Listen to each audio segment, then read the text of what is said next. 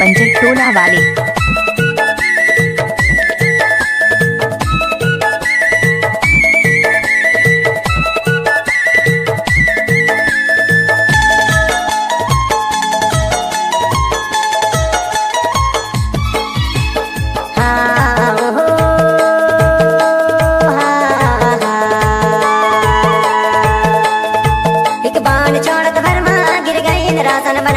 हिरनी बोले गए धारनी महायो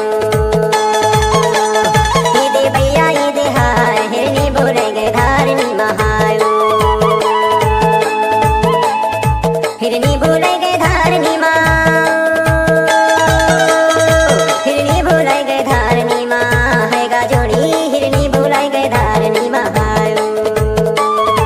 एक बाण छोड़त भरमा गिर गई रासन बनमा हिरनी बोले गए धारनी महायो